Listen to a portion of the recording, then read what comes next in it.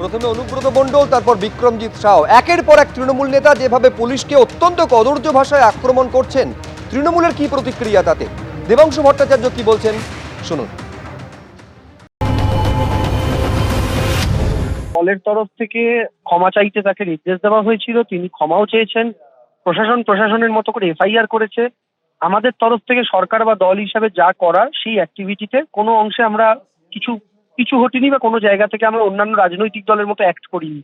সেই জায়গা থেকে কোনো একজন ব্যক্তি তিনি যদি ব্যক্তিগতভাবে কোনো মন্তব্য করেন, সেই মন্তব্যের দায় যেমন অনুব্রত মণ্ডলের মন্তব্যের দায়, বা কেউই যদি কোনো খারাপ মন্তব্য করেন তার দায় যেমন একসাথে দলের নয়, তেমন কোনো বক্তব্যই দলের নয়। ব্যক্তিগতভাবে কেউ কারো সমর্থনের জায়গা থেকে কেউ কোনো বক্তব্য রাখতেই পারেন। আমরা এইটুকু শুধু বলছি, যদি অডিও সত্যি হয়ে থাকে তাহলে সেই জায়গা থেকে দলের তরফ থেকে যে কথা বলেছে আমরা এগুলোকে একদম সমর্থন করি না, এরকম ভাষা ব্যবহারকে সমর্থন করি না, এবং বিশেষ করে প্রশাসনের একজন ব্যক্তির সাথে এই ভাষায় কথা বলা সমর্থন করি না।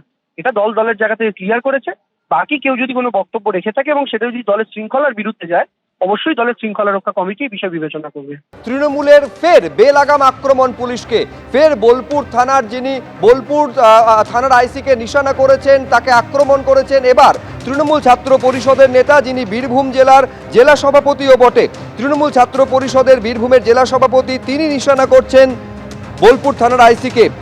ফেসবুক লাইভে তিনি বিক্রমজিৎ সাউ তিনি বলছেন, লিটন হালদার অনুব্রত নামক ব্র্যান্ডকে দমানোর চেষ্টা করছে। তোমাকে চ্যালেঞ্জ করলাম, তুমি একটা আইসি সরকারি কর্মচারী, অন্যায় যদি করে থাকি শাস্তি দাও, পারলে আমার নামে কেস করো। সিআইডির গ্যারাজ পোস্টিংয়ে তুমি ছিলে, দয়া করে দল এবং সরকার আজকে এই জায়গায় তোমাকে দিয়েছে। এইভাবেই বোলপুরের আইসি লিটন হালদারকে বেলাগাম আক্রমণ শানিয়েছেন এই টিএমসিপি নেতা।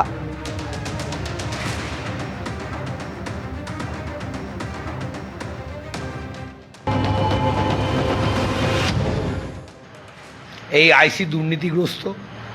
বোলপুর থানার আইসি প্রত্যেকটা বালি মাফিয়া, পাথর মাফিয়াদের সঙ্গে যোগসূত্র বজায় রেখে কাজ করে। এই লিটন হালদার অনুব্রত মণ্ডল নামক যে ব্র্যান্ডকে দমানোর চেষ্টা। লিটন হালদার একটা কাপুরুষ। লিটন হালদারকে বলছি, বোলপুর থানার আইসিকে, যে তোমার যদি বুকের পাটা থাকে, দম থাকে, সত্যি কথাটা, তুমি বালিঘাট থেকে তুমি সাধারণ মানুষকে নিয়ে যে ছিনিমিনি খেলেছ বোলপুর শহরের, তুমি অনুব্রত মণ্ডল নামক শক্তিকে তুমি তোমার অপকর্মের মাধ্যমে দমানোর চেষ্টা করেছো। তোমার অপকর্মের মাধ্যমে অনুব্রত শক্তি দমে না। তুমি চেষ্টা করেছো এডিটিং করে তার ভয়েসটাকে তুলে আনার। তুমি চেষ্টা করেছো অনুব্রত মণ্ডলে একটা এডিটিং করে সেই ভয়েসটা মার্কেটে দেওয়ার। তুমি বাপে বেড়া তোমাদের ওই দম থাকে লিটন হালদার,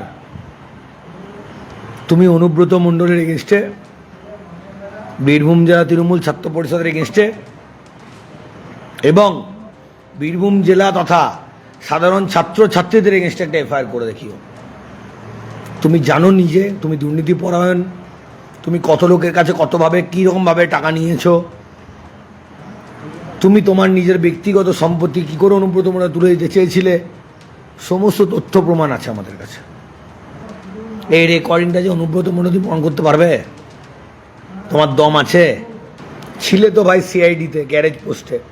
তোমাকে দয়া করে দল আজকে এই জায়গায়, সরকার তোমাকে এই জায়গায় দিয়েছে। তোমার দরকার উচিত ছিল যে প্রত্যেকটা মুহূর্তে সত্যি সাদাকে সাদা, কালোকে কালো বলার। তুমি বলো নি লিটন হালদার, তুমি মূর্খ। তুমি যদি হবো তুমি ডালে ডালে চলবে, তোমাদের শিরায় উপশিরায় আমরা চলি। লিটন হালদার, তোমাকে চ্যালেঞ্জ করলাম, তুমি একটা আইসি, তুমি একটা সরকারি কর্মচারী।